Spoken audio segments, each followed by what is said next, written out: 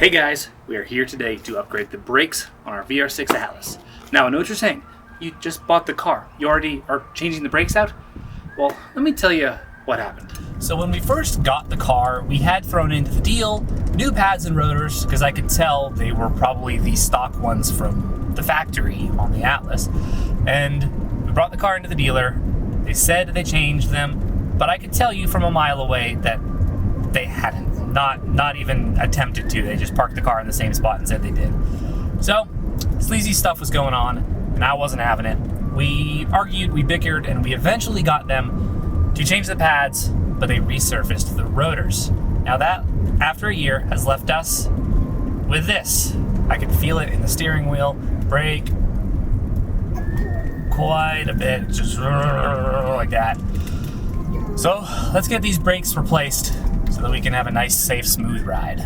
So, we do have to get the brakes changed and... Unfortunately, when I was filming this segment, I was still recording clear audio with an external recorder, and somewhere along the way, the files got lost. And of course, right here is where the wind picked up, and you can't hear what I'm saying. But we snagged some Hawk brake pads for the Atlas from my buddy Kobe Shield at 89X Motorsports. I had no idea they even made these pads for the Atlas, so I was super stoked when he wrangled some up for me.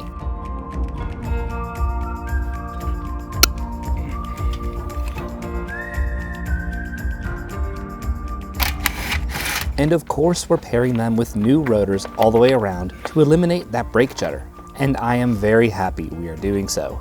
These rotors are in rough shape and look very glazed. Not safe enough for a wife and kid. So we want to get those out of here.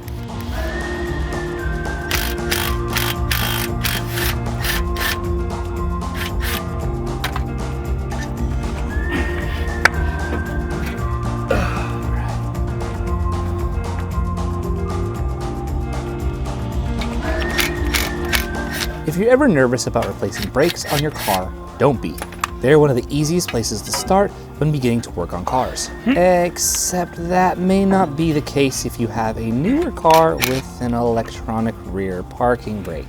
That's a bit of a different story these days. All right, so unfortunately, because this is a newer car, we have to break out my friend's ginormous iPad thing, scan tool, Autel, to put the parking brake in the rear in service position just to make sure it retains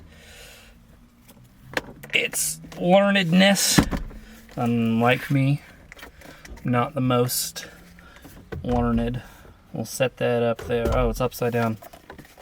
That's my bad. There we go. I'm an iPad kid now. Touch the iPad. Look, I'm doing things how they do it in the movies. Service. We're in service. Here we go. Volkswagen. Brakes. Replace brake pads. Okay. Parking brake is off. Ignition off. Time to replace the rear brakes.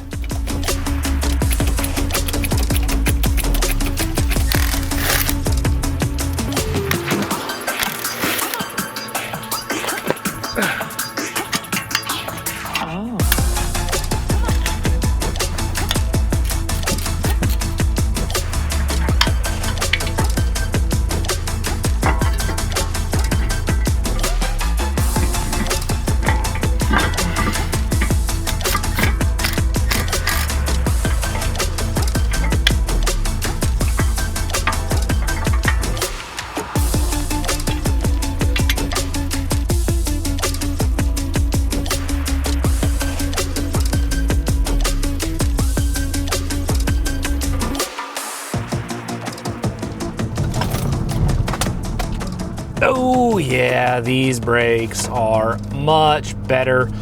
Thank you, Kobe. I'm starting to really like Hawk as a brand for brakes. They do really, really good, and I have yet to have them overheat. Worked wonders on the GTI, now we're putting them on the Atlas, and I think it's only fair. Gotta protect the wife and the kid, you know, make sure they stop when they need to. So the brake judder is mostly gone. And I say mostly because you take a turn, left-hand turn, you hit a little bit of a bump, And the suspension still shakes a little bit. It's very clearly not solely braking induced. It's not only under braking. It's when you hit something on the front right, you can feel like that. I think we found out what it is.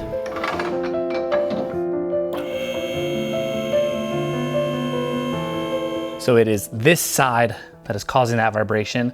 And when I was changing my wife's oil the other day, I noticed one of the bushings was just straight ripped. You could visibly see it was torn. And that would be this guy right in here. I think it's torn on that piece right there. So we've got a new part all ready to replace it, and we should only be 3 bolts aside from the under tray to get in there and do it. This was actually very cheap online, which was very nice, so I figured I'd at least try it because I was visibly ripped. I couldn't find any other tears or any other signs of wear on any of the suspension components that would be causing an intermittent little judder, except for this. And since it was so cheap, we're trying it. It looks like it probably will be the fix, and I'm excited to get it in there and give my wife a nice, safe car to use. So you can see this guy right here is the one I think it is. Can't get quite the right angle, but I believe I saw a rip in that bushing. I don't see many other culprits, like no leaking axle. The tie rod end still looks fine. It still passes the wiggle test. Everything kind of passes the wiggle test, but the visual check, this was the only thing that really wasn't up to snuff.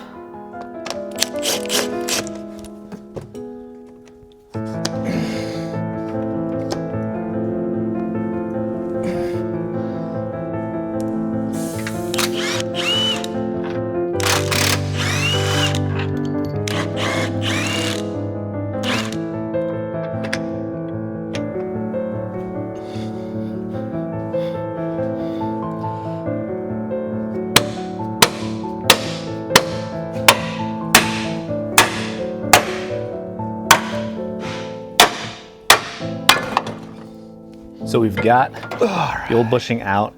I'm happy to say this is quite ripped. I wasn't 100% sure if this was gonna be the culprit, but you look in, right in there, there's multiple rips. This thing was like toast.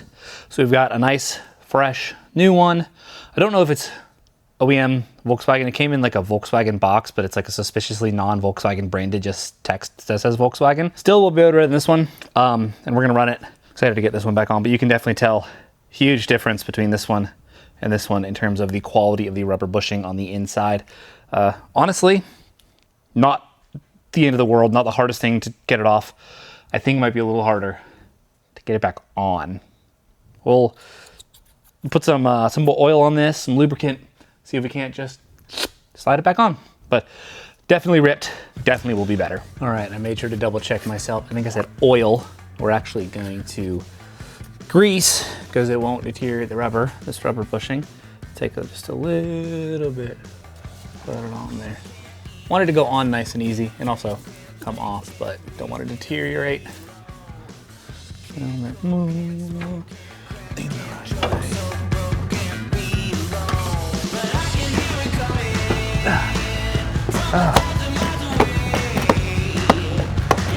literally making this up as I go. I'm not sure if it's the right procedure or not, but it's almost there.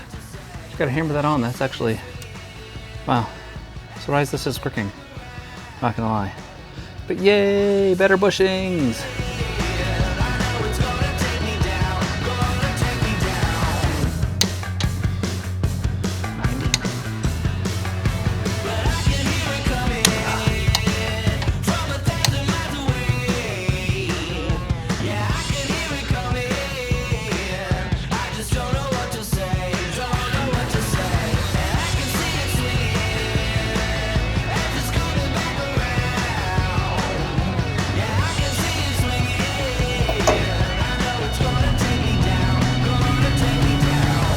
That's already smoother. Then a little bump. Took that pretty well. That's really nice. Honestly, very happy with how that install turned out. I thought about doing it again in the driveway. Glad I didn't, because that was much easier. Braking, a lot less judder. And maybe something else going on there, but turning, accelerating, Yeah, I think that fixed. Yeah, I'm trying to feel it. Yeah, 95% of the movement under braking and turning load that was going on with this car. That's awesome. Braking downhill. A little bit, but significantly less. I'm trying to think, is there something else that might be going wrong? Let's see. It's much less. There's still a little bit, but that is so much better. It really is much better. That bushing was for sure one of the culprits of why we were having so much movement. All right, let's check the stability in the turns here, why don't we? Because usually you'd be turning, you'd hit like a little bump and it would just kind of hit a little small bump, nothing happened. So that definitely was the turning vibration. There's still a little bit. I don't know what's really going on there, but all right. Thank you so much, Kobe. Thank you so much, ECS Tuning, for the replacement bushing. This car's doing much better. Good brakes, good turning, basically no brake judder anymore. There's still a tiny bit, but it might just be me being hypersensitive, trying to find something that may or may not be there. I took that bump very well. All right, guys, thank you so much for watching this Atlas build video. We're working towards a nice daily off-road build for my wife. Slowly but surely getting there because we still have to daily this thing. But thank you guys so much for watching. I hope you enjoyed. Please subscribe. Have a great day. And remember, Jesus loves you. Bye. Oh, yeah. Oh, yeah. Ooh. That is very nice. Me like.